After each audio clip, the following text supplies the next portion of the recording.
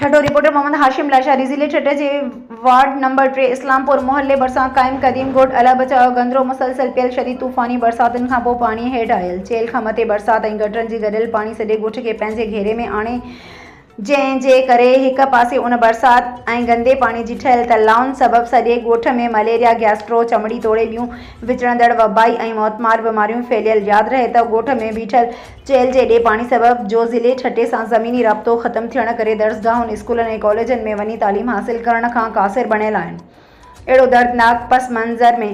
सच पुछो त हिकु ॻाल्हि मूंखे अञा ताईं सम्झ में न अची सघी आहे त ठट्टे ज़िले जी तरक़ी तामीर ऐं ख़ुशहाली लाइ ईंदड़ करोड़े रुपयनि जी सरकारी बजट मां हिकु रुपयो बि ख़र्च करण खां सवाइ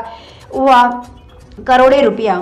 भैया तव्हां माना छा चवणु चाहियो था? ये गुज़ारिश आहे दादा मोहम्मद गुज़ारिश आहे अचे असांखे मशीनूं ॾे पाणी निकिरे ॻोठ मां पाणी सॼो ॻोठ ॿुॾो पियो चांगनि खे मशीनूं ॾिनो आहे असांखे मशीनूं कोन था ॾियूं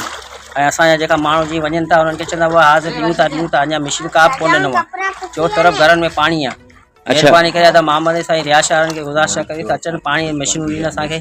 मशीनूं पाणी कढायूं था त मक़सदु माना ही हर साल जो तव्हां सां ही चीज़ हीअं थिए थी? हर साल ईअं थिए थो असांजे पासे हेठा शहर जो पाणी सभु असां अचे थो ऐं रस्ता मथे करे छॾियो आहे। अच्छा मानी बानी पचाइण में ऐं कालेनि खे तकलीफ़ आहे का जॻह ई कोन्हे आई पाण सभु परेशान माण्हू लॻा सॼो ॻोठ परेशान आहे। अच्छा बाबा तव्हां माना छा तव्हांखे का मानी पचाइण में खाइण में हलण में ये ॾिसो पिया वीडियो भरियो पिया त हिन हालत में असांजी मानी कीअं थींदी असांजा बच्चा दर बदर आहिनि बुखिया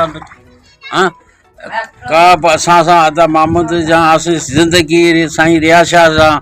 हलिया आहियूं उन्ही जे पार्टीअ में हलिया आहियूं कॾहिं बि असां सां हेल्प न कई आहे। जी ऐं बाबू गंदरो कासाई पियो ॻाल्हायां बिल्कुलु आदा मोहम्मद खे अर्ज़ु थो करियां त असां सां हेल्प करे। जी बिल्कुलु।